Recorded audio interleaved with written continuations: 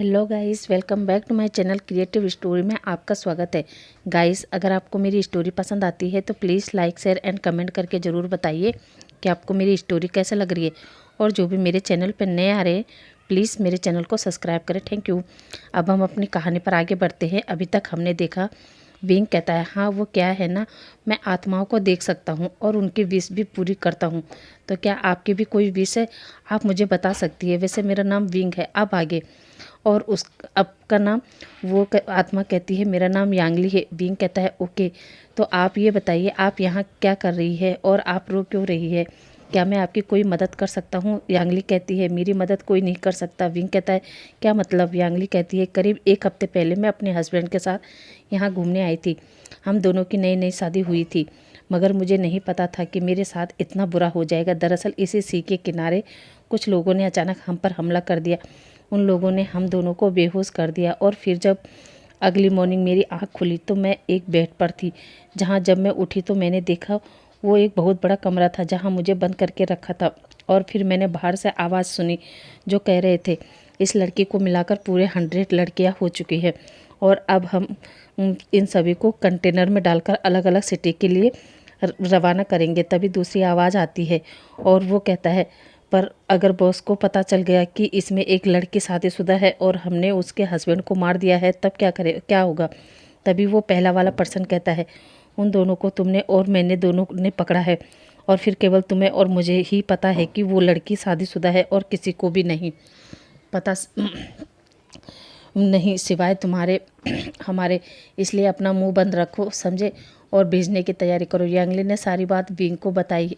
Wing तो ये सुनकर हैरान था और वो यांगली से कहता है क्या इसका मतलब वो लड़कियों की तस्करी कर रहे थे?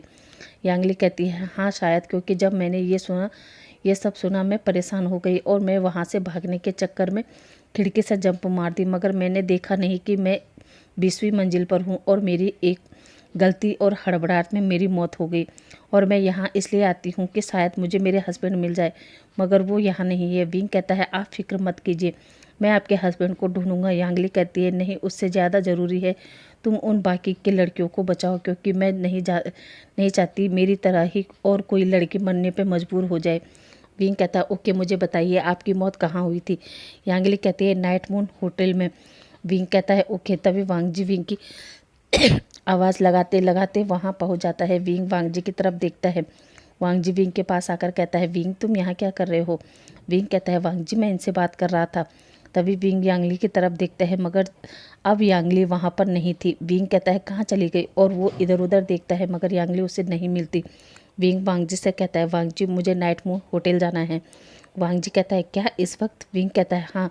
वांगजी कहता है wing Knight Moon hotel Sangai में है। विंग कहता है क्या? वांगजी कहता है हाँ। अब हम उन दोनों को कमरे में देखते हैं जहाँ वांगजी विंग को अपने मोबाइल पर मैप दिखा रहा था और बता रहा था ये देखो ये होटल संगाई में है। विंग कहता है वांगजी यहाँ से संगाई कितनी दूर है? वांगजी कहता है यह 200 से 250 किलोमीटर। विंग कहता है इसका मतलब अगर हम अभी बाई रोड निकलेंगे तो सुबह तक वहाँ पहुँच जाएंगे। वांगजी कहता है हाँ, पर क्यों, क्या करना है?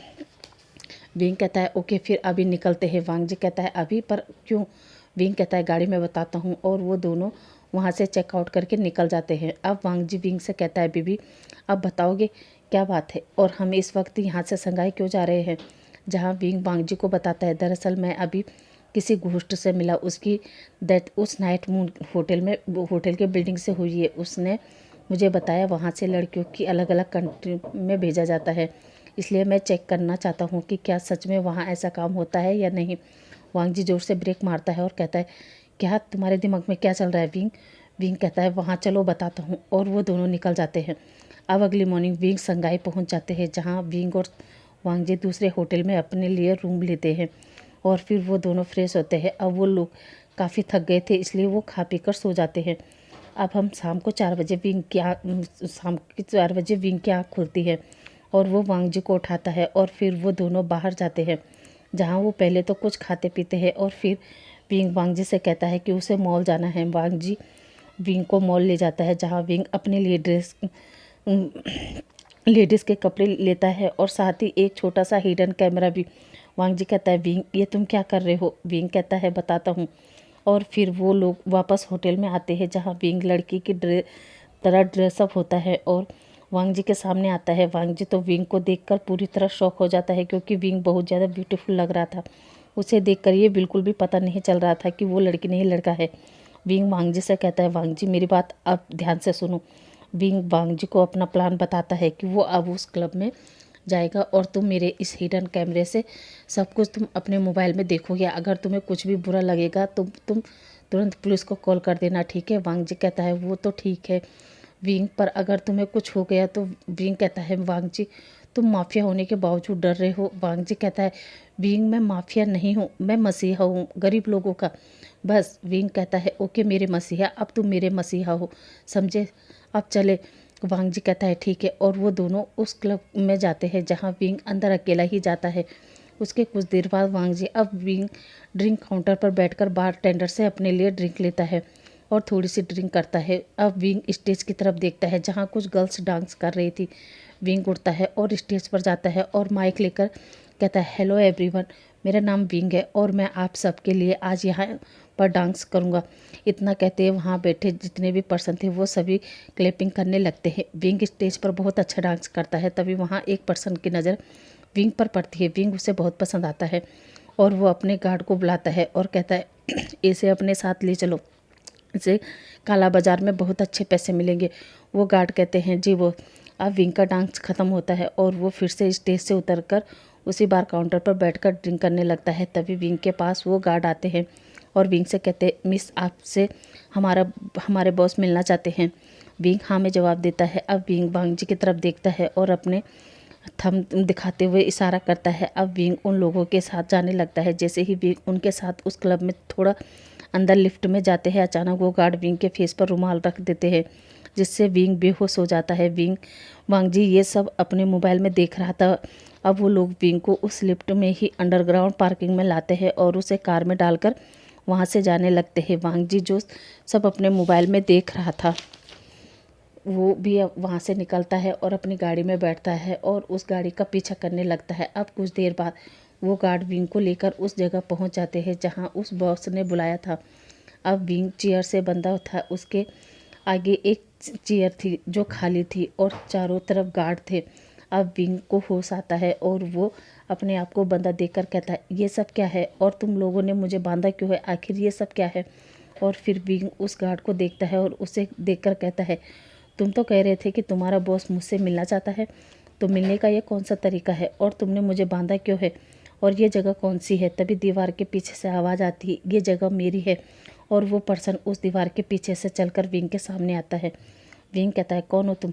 तभी दूसरी तरफ वांग जी अपने मोबाइल में जब बेन रूहान को देखता है तो वो शौक हो जाता है, क्योंकि वांग जी बेन रूहान को अच्छे से जानता है और ये भी कि वो एक माफिया है और उसका क्या काम है।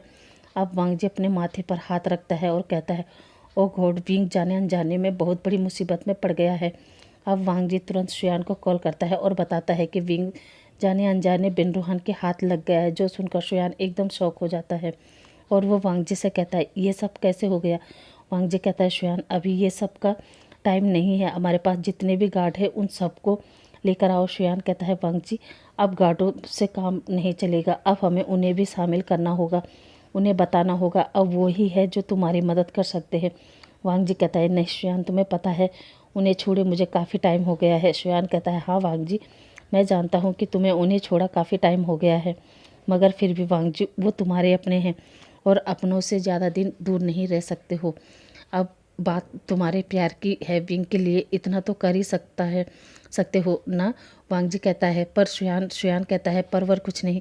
वांग जी एक बार उनसे बात करके तो देखो हो सकता हो इतने सालों में उन्होंने तुम्हें माफ़ कर दिया हो। वांग जी को सोचता है और कहता है ठीक है। अब वांग जी फ़ोन रखता है और अब वो एक नंबर डायल करता है। दूसरी तरफ फ़ोन एक शख्स का फ़ोन रिंग होता है। वो पर्सन अपना फ़ोन उठाता है और हेलो कहता है। इधर वांग जी बहुत मुश्किल से अपने मुंह से आवाज़ निकालता है और कहता है गग्गा। जैसे ही वो पर्सन वांग जी के मुंह से गग्गा सुनता है वो पर्सन अपने चेयर से उठता है और कहता है कौन वांग जी। अब वांग जी कहता है जी गग्गा। उधर से वो पर्सन कहता है वांग जी तुम हो कहाँ। और इतने सालों बाद वांग जी अपने मुंह से कहता है गग्गा प्लीज़ हेल्प मी। ये सुनकर सामने वाला पर्सन कहता है वांग जी क्या हुआ और कैसी हेल्प चाहिए। अब वांग जू ने अपने बारे में, बेन रूहान के बारे में और विंग के बारे में, यहाँ तक कि इन सालों में उसके साथ क्या हुआ, बेन रूहान ने उसे मार दिया था, वो आज जिंदा है तो विंग की वजह से, और अब वो विंग से बहुत प्यार करता है और उसका प्यार, उसका विंग खतरे में है। तभी वो पर्सन कहता है वांग जी फिक्र मत करो, मैं अभी आता हूँ। इतना कहकर वो फ़ोन रख देता है। अब हम वांग जी को देखते हैं जो अपने फ़ोन में विंग को देख रहा था, जहाँ विंग बेन रूहान से कहता है वो तो आप ही बॉस है, आप ही मुझसे मिलना चाहते थे, मगर मिलने का ये कौन सा तरीका है। तभी बेन रूहान कहता है मैं ब्यूटीफुल और खूबसूरत चीज़ों से ऐसे ही मिलता हूँ, वैसे तुम खुश नसीब हो जिसे मैं खुद मिलने आया हूँ, क्योंकि नायाब चीज़ों को मैं खुद ही चेक करता हूँ। वैसे तुम बहुत ब्यूटीफुल हो, तुम्हारे अच्छे पैसे मिलेंगे।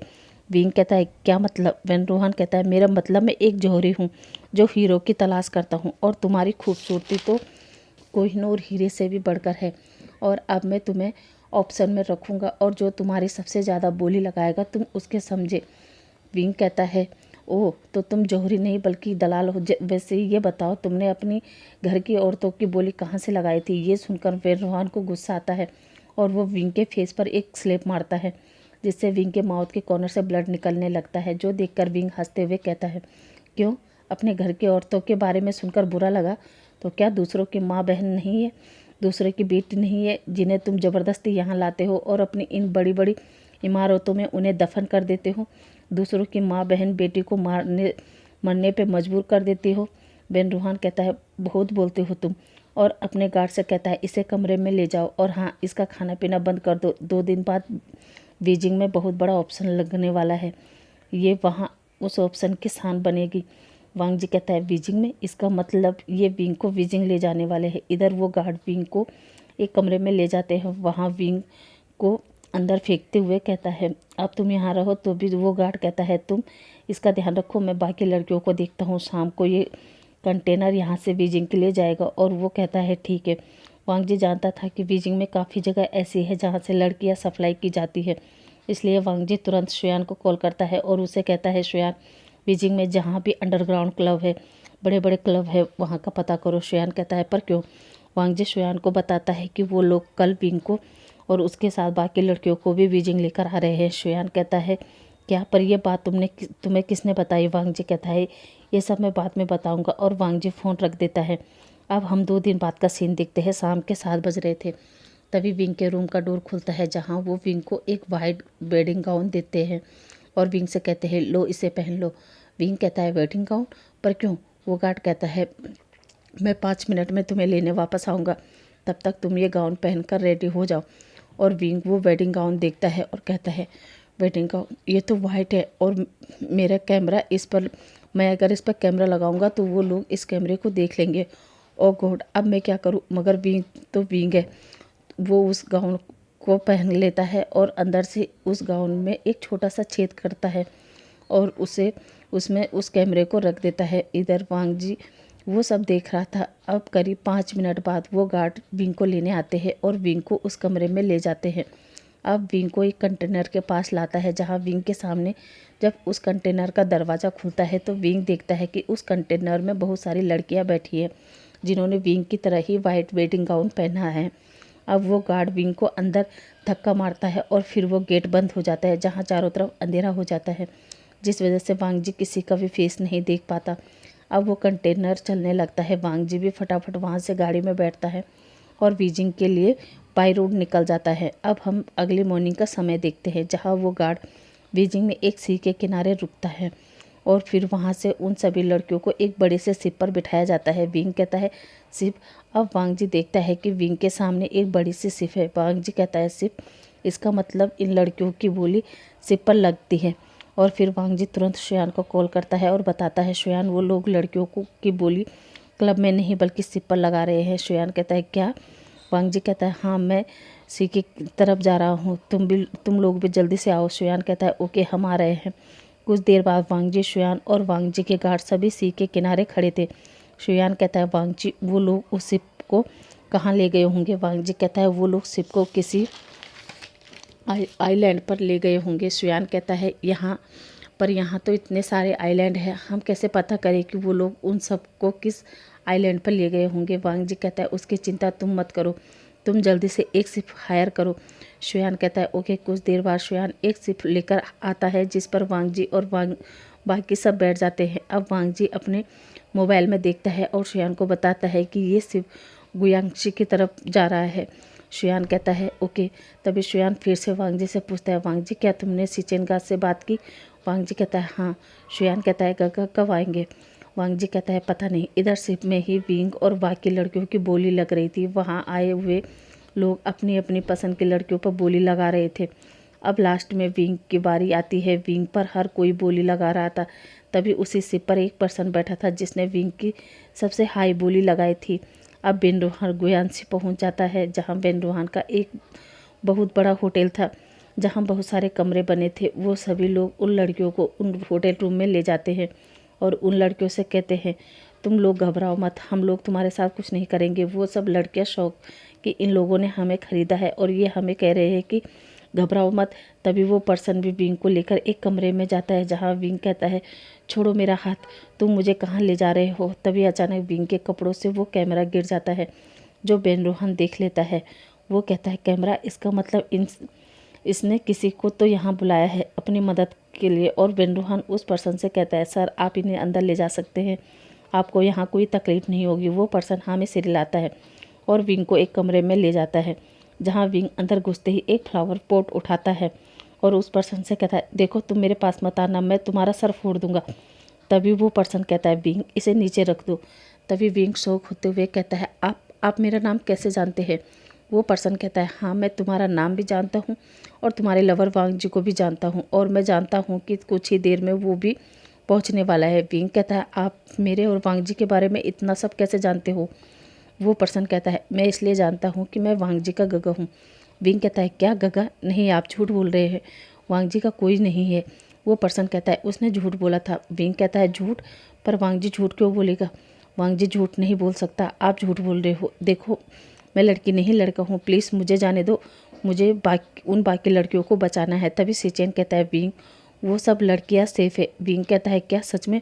सिचेन हाँ में इशारा करता है। सिचेन विंग से कहता है आओ बैठो, पहले कुछ खा लो क्योंकि तुम्हारा फेस देखकर लग रहा है तुमने शायद कुछ खाया नहीं है। विंग देखता है वहाँ खाना रखा है। विंग को भूख तो लगी थी पर वो सोचता है कहीं इस खाने में बेहोशी की दवा ना हो, इसलिए वो सिचेन से कहता है पहले आप सब खाना टेस्ट करो। सिचेन कहता है ओके और वो सब में से सब खाना टेस्ट खाता है। अब सिचेन को खाते देख विंग के मुंह में भी पानी आ जाता है और अब विंग वो फ्लावर पॉट हाथ में पकड़े सिचेन के पास जाता है और एक प्लेट को अपनी तरफ खींचता है और खाना शुरू कर देता है। अब विंग को फटाफट खाते देख सिचेन के फेस पर एक स्माइल आ जाती है। गाइस आज के लिए बस इतना ही। आई होप आपका आज का पार्ट आपको अच्छा लगा होगा। अब आपसे कल मिलते हैं, तब तक के लिए थैंक यू, बाय बाय।